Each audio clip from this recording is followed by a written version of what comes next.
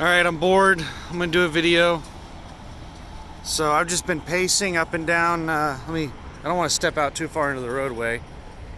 But I've been pacing up and down this line, which is trucks that need, like, I don't know, I think they're trucks that they're preparing to sell or something that need body work and stuff like that. Half these trucks have all the logos stripped off of them. See, there's a sign that says needs body. Needs body. So I think all the trucks that are on this line are trucks that need body work. So this is interesting. I still got the bit rate really low, so the video quality sucks, but I'm quite certain that is a bullet hole, and it has like an evidence sticker there showing like a ruler, and that is like evidence A. I think the cops put that sticker on there. And come over here to this side, and it has a blown out window. So I'm pretty sure that whoever that was got shot at. We'll pan around. There's like a yard guy that's shuttling parts or something on that forklift from the shop over to that trailer. So I'm in inspection bay 1. So I know the quality is so low you can't read the bay numbers. So the very far left bay is the truck wash. The next one is some kind of storage, and then there's a slight gap, and then the next one after that is inspection bay 1. That's where I'm at. That's my truck that you can't probably see there. And then there's bay 1 and 2, and then the service center, and then bay 3, 4, and 5. So they're doing my PM. Apparently I already had an appointment. I was debating on whether to sit in my truck and just wait on them to come over and knock on my door or call me or something, or get up and go in and check with them. And I'm glad that I chose to get up and go in and check with them, because I don't know if they would have ever come knocked on my door. But I set my alarm for 8 a.m. and I went over there at 8 a.m.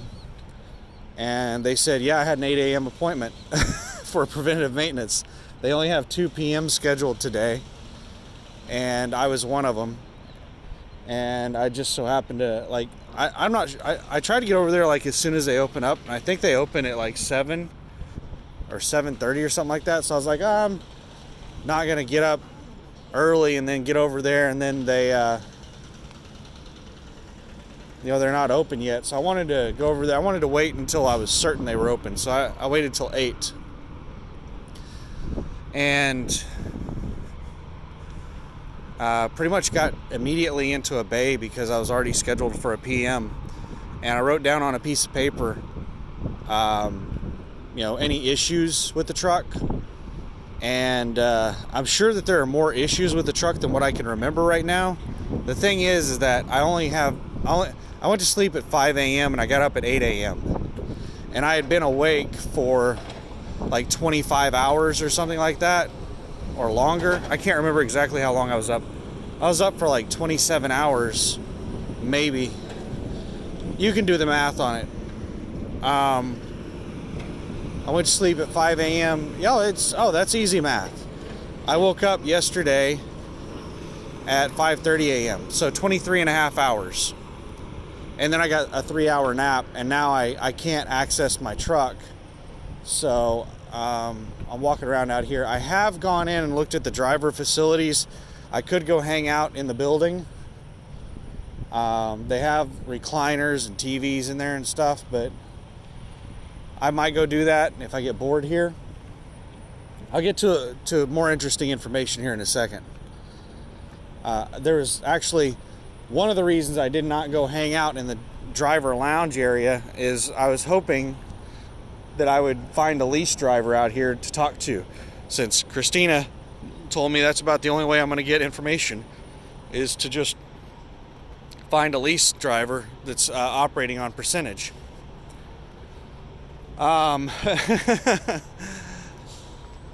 So what else is there before I want to get into the lease driver?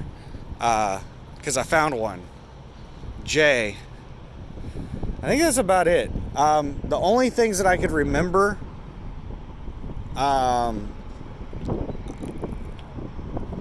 was refilling my oil jugs, an air leak,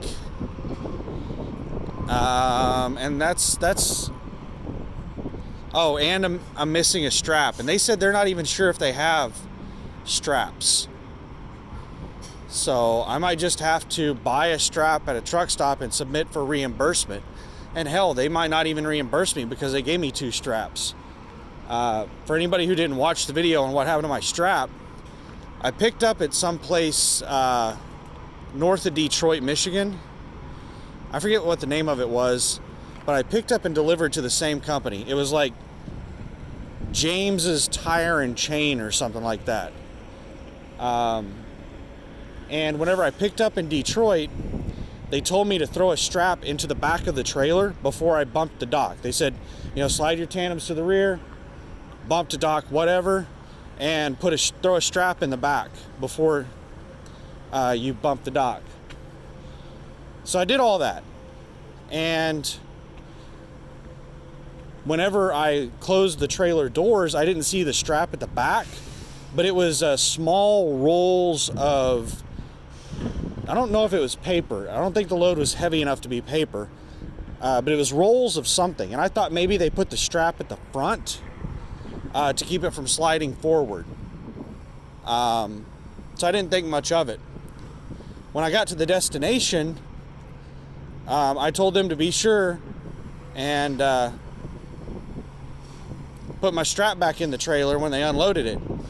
And when they finished, there wasn't a strap in the back of the trailer. And I talked with them about it, and they said there wasn't a strap in the trailer. So the shipper in Detroit took the strap and set it to the side, didn't use it, and forgot to put it back in my damn trailer. So I'm down to 1 strap. Luckily, I've only ever been asked for 1 strap. But I don't know. I really need a second strap because I don't want to be in a position where I get to a shipper and they want 2 straps, and I basically got to bobtail to the nearest truck stop and buy one. That could be an hour or 2. Like if they're 45 minutes away from the nearest truck stop, that could be a hell of a drive. But anyway, enough about that story. Yeah, I couldn't remember all the stuff, and I'm still exhausted right now. Like I said, I was up for 23 and a half hours. I've only had a 3-hour nap. So I talked with a lease driver, Jay. He was over here getting his geotab fixed. It was it wasn't charging properly. And so I was able to ask him a whole bunch of questions, and what's even more awesome is that he gave me his phone number. So if I have any other questions that I can't remember right now, then I'll be able to call him. So he's a brand new lease driver to USA Truck. He has 3 or 4 years of lease experience, owner-operator experience with other companies, but he is a new hire at USA Truck. He's just had his geotab installed and everything, and he still hasn't gotten his first load yet. But he has access to the load board, and he pulled up some loads for me. And I am really excited right now. So he was able to answer a bunch of questions. Like I said, man, I am so damn tired that my brain is operating at 20% utilization right now. Well, not utilization. See what I'm talking about? That's not the word I was looking for. It's 20% something. I'm only operating on 20% of my brain right now because I am so damn tired. I'm not tired as in sleepy, but I'm tired as in I don't feel like I'm gonna pass out, or I don't feel the need to go to sleep right now, but I just feel, I don't know how to describe it. if you've been awake for a couple of days before, then you know the feeling I'm talking about. Everything's slow for me right now. But so some things that I can remember, I'm trying to remember what all I talked with him about.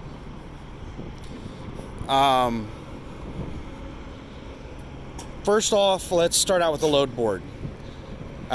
He pulled up a search around the Columbus, Ohio area for me. That's one of the hottest freight markets that I know of. And I've looked at a load board previously in that area, so I had something for comparison. So I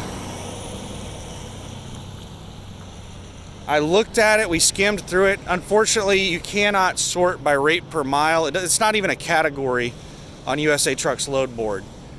So we had to just kind of math it out in our head what the rates were. There were a lot of loads coming out of Columbus that were paying in the $3 per mile range. Now, once you break that down to the 65% pay that you get, it was like, that was not including fuel surcharge. Fuel surcharge was a separate category. So they were like $3 a mile without fuel surcharge. And you get 100% of fuel surcharge. So once you add in fuel surcharge and everything, that puts you right in the $2 a mile area, which is almost the same as what it was the last time I looked at the load board from that area. It was like the best paying loads that I saw were around $2.30 a mile out of Columbus, Ohio. So the rates are down, but they're not down really, really bad in the hot freight markets. So I'm not going to be able to make as much money as I had originally planned. And I may have to run into areas that I didn't really want to go, like New York. Because almost all of the good paying loads out of the Columbus, Ohio area were going to New York. I don't know if they were going to New York City. I wasn't familiar with the town names that they were going to. But it looks like you can still make money on the load board as a percentage driver. So I'm really happy now. Some other things that I asked him about was like as far as like buying a truck and the lease, the process of moving on to lease. So real quick history on Jay. He said he's been an owner operator for 3 or 4 years. I don't know what his total driving experience is. Maybe it's 3 or 4 years. But I know, the companies he said, so Heartland got bought out or merged or whatever with Interstate. So he drove for Heartland and Interstate. And he said he was also leased on with Schneider. Now, he said Schneider was really awesome as far as rates and loads, but they had a ton of rules and they treated him basically like a company driver. He said that driver managers they had so much monitoring equipment in the truck that driver managers would call you and be like, hey, why are you going so fast? Stuff like that. And he said that they threatened that if they caught you speeding, that they would govern your truck and stuff like that. I don't know if he meant govern it at a lower speed or just govern it in general. Maybe he was running ungoverned. But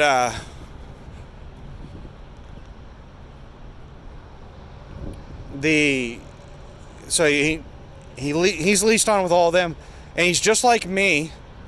His end goal is to lease on. Well, that's not my end goal. It's something I'm contemplating as an end goal. But I think somebody's hooking up to my trailer that I dropped. Yep. So that row of trailers right there has like 4 tractors hooked to trailers. The one on the very far left, the end of the row furthest away from me, that second trailer there, I'm pretty sure is the one that I dropped, the one that tractor's hooked up to. It's going to Kansas City, Missouri. I've had that trailer in the shop twice. It still pulls to the right, and I put that on my post trip in the comments section that it pulls to the right. It's about somewhere around 6 inches, maybe 8 inches, that the end of the trailer is 6 to 8 inches to the right when I'm driving down the road with it. But I got as much crap fixed with that thing as I possibly could before I dropped it. So I'm really thrilled about the load board rates right now. And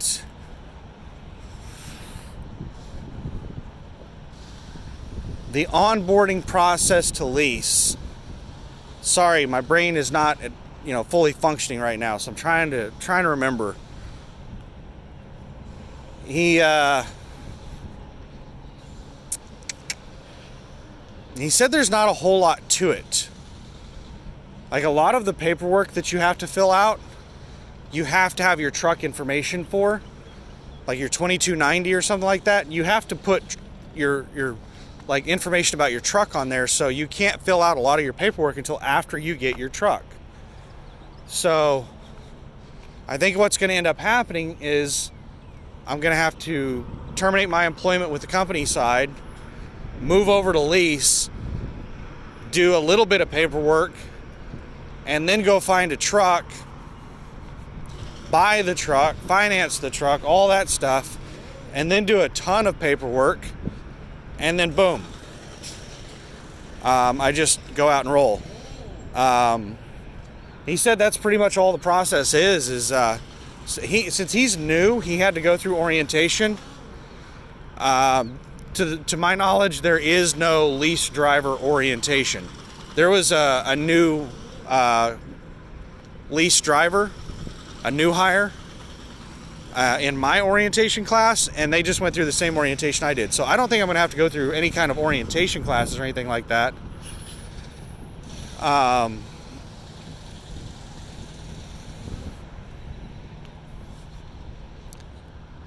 So I think it's just going to simply be terminate my employment with the company, get hired on, find a truck, fill out paperwork, and then they install. They do an inspection of the truck at a terminal, and they install the geotab and something else. What the hell was the other thing? There was one other thing that they did.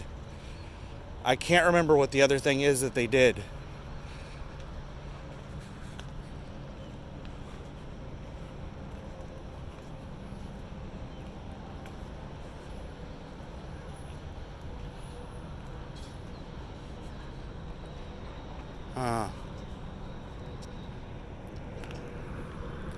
Yeah, I can't remember what the other thing is that they did.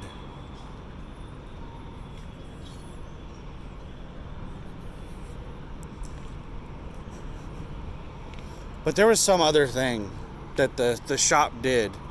They inspected it, installed a geotab, and one other thing. It wasn't a big deal. I can't remember what it was.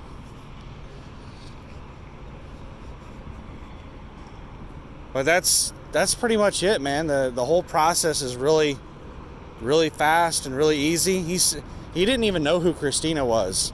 He said that he worked with Tom and Amber. Amber, I've talked with her before. I'm pretty sure she's a recruiter. And Tom and Christina are, they're not driver managers.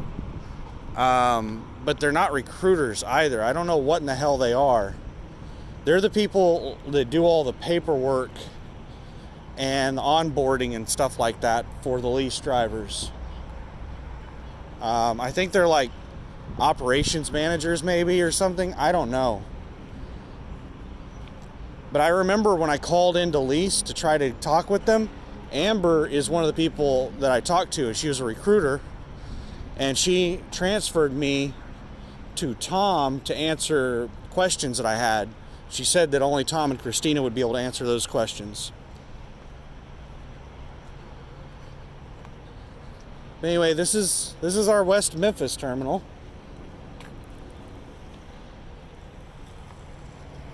A lot of activity. Pretty open terminal. Like it's easy to find parking here unless you're bobtail. Seems like everybody here is bobtail, and it is going to be a nightmare trying to find an empty. I thought about like taking my lock out of the truck and having it with me and just hanging around, like loitering on, this is the empty row right here. I thought about loitering on the empty row and just whenever I saw an empty there, throw my lock on it. That way I'd have an empty sitting for me. But yeah, I decided against it. I didn't want to be that guy. I'll figure it out whenever I get out of the shop. Right now, the preventative maintenance guy is just doing the oil change and whatever else he does. I don't know what all he does. And the airbag, the air leak that I reported, he said that a mechanic's going to have to look at that. So apparently he's not like a fully trained mechanic. He's just an oil change mechanic. So we'll see how it goes. What else is there? I'm just really excited about the whole lease thing. He was telling me that Lone Mountain is a really good place to buy a truck. He had an International Pro Star. I don't know what year it was or anything. And I think he said it had 400,000 miles on it. And he got it for low 30s. Like 30 or 33 or something like that. He said Lone Mountain has reduced their prices by a lot recently. I think that a lot of these truck sales companies are finally realizing that they're going to have to reduce prices because what's going on right now is going to last a while. I think a lot of them just kept their prices at what they were, thinking that this was just going to be some short-lived thing. But last time I looked at Lone Mountain's prices, they were astronomical. It was about double or more the prices I was seeing on places like Truck Paper. So I might give Lone Mountain another look, but I know that they really rip people off at Lone Mountain.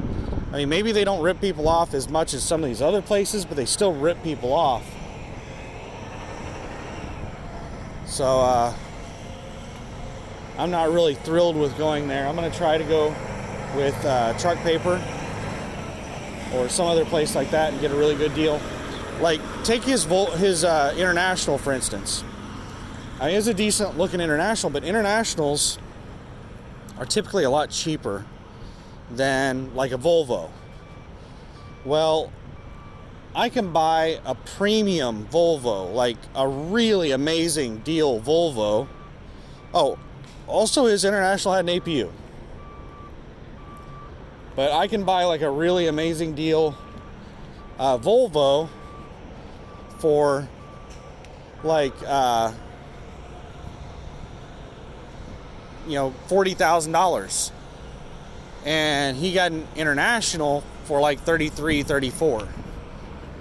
When I go and search, prices, Internationals are typically a lot cheaper than Volvos. So I still don't, even though Lone Mountain is decent right now, I still don't think they're at the same area as Truck Paper. And he said it was only like $3,500 down to get his truck.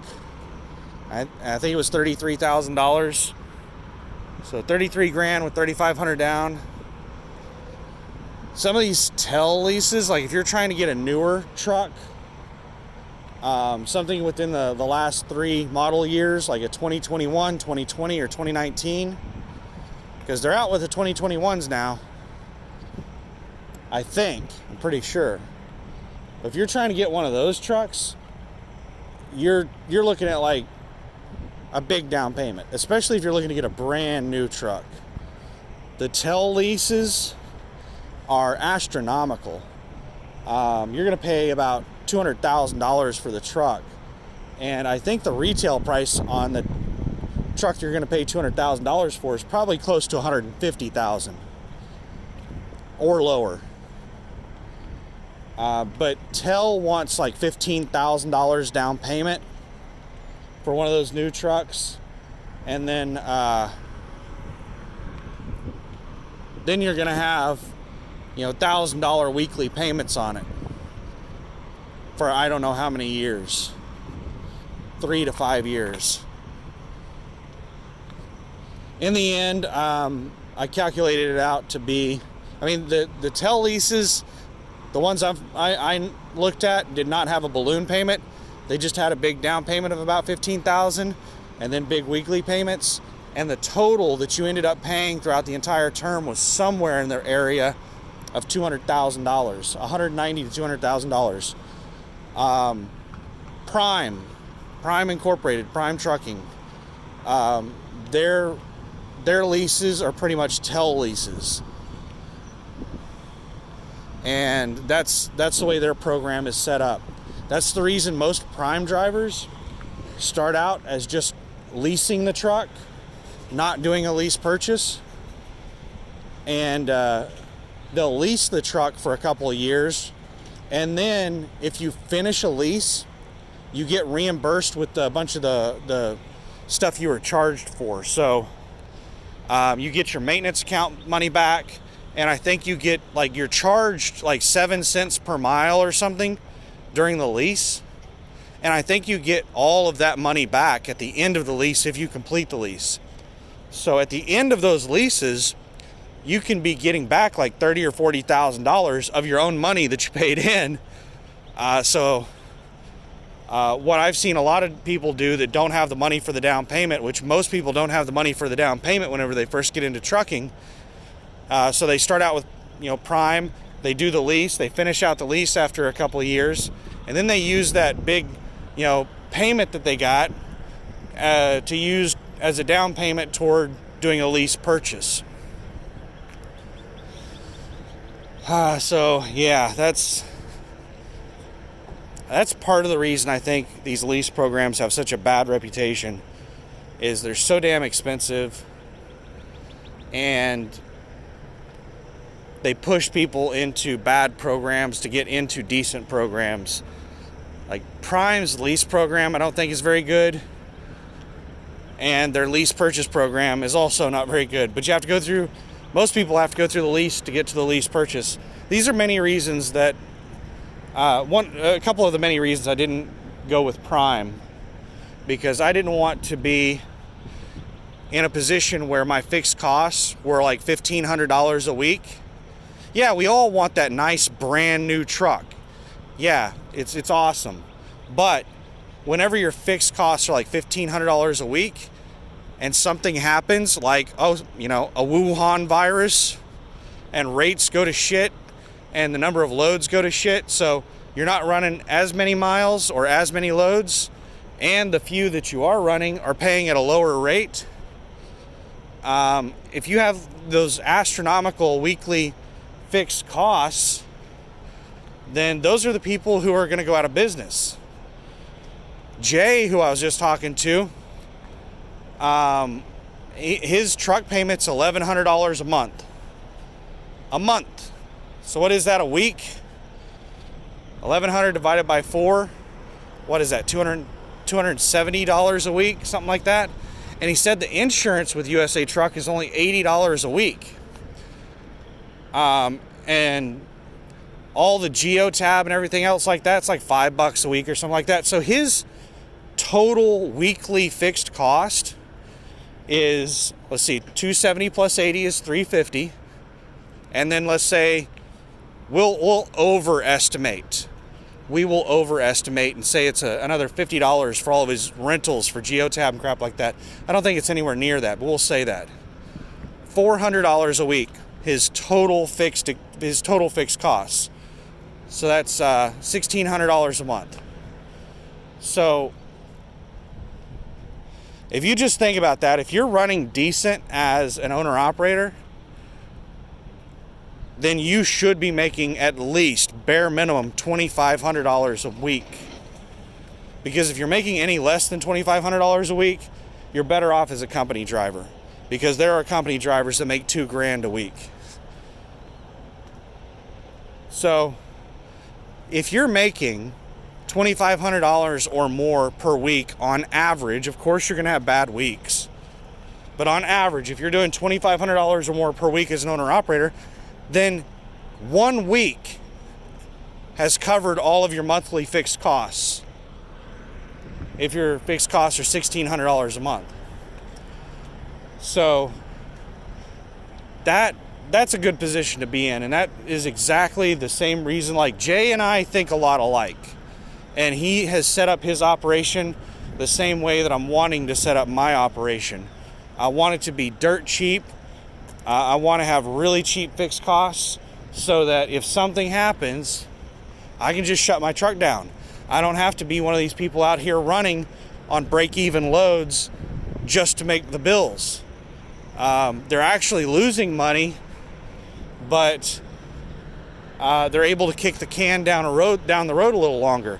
When somebody's running, if somebody's operating cost is $1 a mile and they're running $1 a mile loads, they have revenue coming in so that they can pay the bills, but their debt is accumulating. They're falling behind because they're putting wear and tear and everything on that truck. And that's the money that they're using to survive on because they don't have any extra for food or anything like that. They're running break even. So they're using their maintenance money on their operating costs to survive on. And as soon as they have a breakdown, they're screwed. Anyway, it's starting to get hot out here. It was a very nice temperature, and then the sun came out, and it seems like it just shot up by 5 to 10 degrees almost instantly. I think I'm going to go into the driver lounge because I don't want to be sitting out here in this shit. And I checked out the truck wash. I might get my truck washed after this. You basically just drive through it real slow, and I think it has sensors that just turn all the stuff on automatically. And they said the slower you drive through it, the better the truck wash. And it says that if you stop moving, that it'll screw everything up and shut the truck wash down. So it says just drive through as slow as you can, and you'll be good.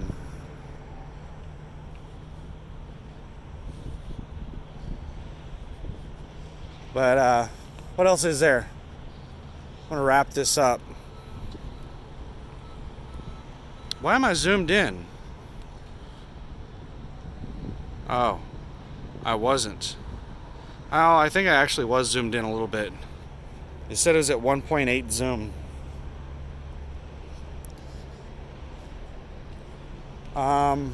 What else? I think they're doing drive tests way over there in the corner. I've seen a couple of people backing over there. And whenever I was checking out the truck wash, I noticed like what looked like a student and a trainer or something. Like somebody with a clipboard was getting in the passenger seat and somebody else was getting in the driver's seat, and it looked like they were doing a walk-around inspection. So I think they're doing what day is today? Today is Wednesday. Yeah, Wednesday is the beginning of the class. The orientation classes start on Monday and Wednesdays. So they do the drive tests on Mondays and Wednesdays. So these are probably experienced drivers that are doing their drive tests, because that's one of the first things that they do at the beginning of orientation is the experienced drivers go and do their drive tests. So I think that's what we're seeing here. I'm really excited about the whole owner-operator thing after chatting with Jay, and I sent him a text and told him I told him I was really curious about what kind of load he gets for his first load, and I asked him to please send me info on the load. They assigned him a truck number and everything. I thought I was going to be able to pick my own damn truck number. But he had a truck number that started with a couple of letters. So I think all of the trucks in the fleet that have letters are leases. Like that guy is CV78, and it says leased to USA truck. The guy who just parked and got out of it, so he's a lease driver. I think I'm going to end this video and go walk around and talk with lease drivers and stuff, because this is my opportunity to chat it up with some lease drivers. The first one I talked to, Jay, was awesome, tons of information, but he's never pulled a load with USA. So I don't really know. Like, we just looked at one area on the rates, and the stuff that he was looking at getting out of here wasn't paying too terribly well. I think he said it was like I don't know what, like $2 a mile was the best stuff that he could find in this area, and that was before USA took their cut. Huh. I don't even know if that is a lease driver, because he hopped out of one truck and hopped into another one. That might be a mechanic jumping from truck to truck. Oh, you know what it is? That's a company truck. And there is something seriously wrong with that truck. You see how it's setting down like that? The airbags are empty, but I don't think that fully explains why it's setting down like that. That truck looks fucked up.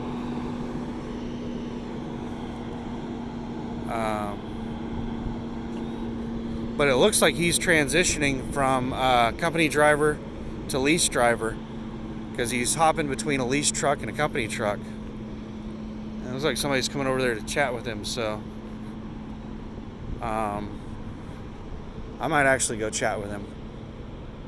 I don't know. I'd really like to find an experienced lease driver with USA and have them tell me all the gory details. I think that's what I might do, is just go. The only thing that sucks is where all they're hanging out at right now is they're smoking over there, and I can't stand secondhand smoke. So I've been just hanging out away from everybody because everybody's over there smoking.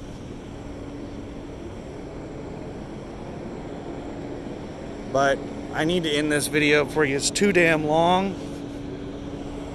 I hope I'm not here all day, but they seem to be taking forever on this PM. How long does it take to change oil? Like, I don't know what all they do on a PM. I think most PMs are just an oil change and a grease. I mean, I'm all for them doing like an amazing inspection and changing out all kinds of crap, but you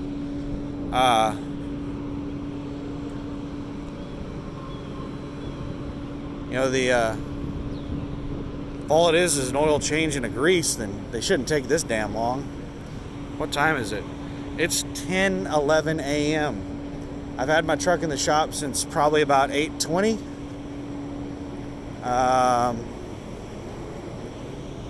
Yes, it's been in there for about an hour and 50 minutes. Almost 2 hours. And I haven't seen a mechanic messing with the airbags yet, so it's still just the preventative maintenance guy that's working on it. The mechanic hasn't touched it yet. So I'm going to be in here for a long fucking time, because it's probably going to take them an hour just to replace the airbag. It's probably going to take them 30 minutes to an hour to like troubleshoot the air issue. And there may be more than one airbag they need to replace. I am 99% certain at least one airbag is going to have to be replaced, because this thing is dumping air. Like whenever I stop and put on the, release the brakes, my airbags are dumping to nothing in under a minute, which is pretty much, it's almost the same air loss that I had whenever my secondary air pressure would not climb.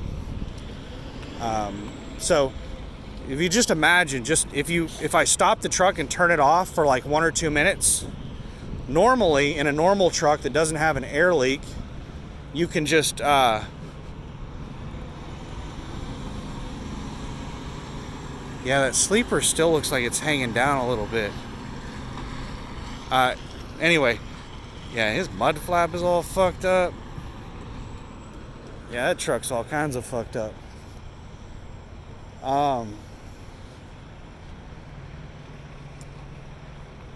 In a normal truck that doesn't have an air leak, if you like turn it off, get out of the truck for 5 minutes, and then get back into the truck, you're gonna have very little air loss.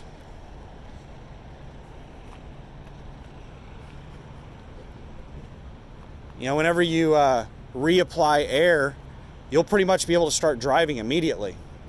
But in this thing, because of the air leaks in the airbags, I'm having to sit there and rev the engine for like 2 minutes to get the air pressure up high enough that I can drive it, so it'll release the emergency brakes and engage the gears. I'm really, like, fairly certain that the automatic transmission uses air pressure to shift, because when my air pressure is low, I cannot get it into gear. I have to be like over 100 psi, or it will not shift into gear. It'll just sit there and beep at me.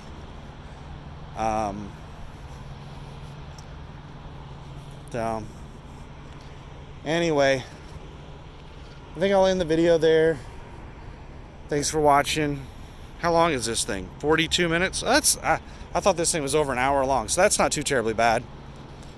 Just a lot of me rambling, and I'm sorry if I bounced around. Like I said, I'm really tired. And it looks like whoever picked up my trailer is like taking a nap. They've been parked into that thing for a long time. But anyway, thanks for watching. Have a good one. Bye.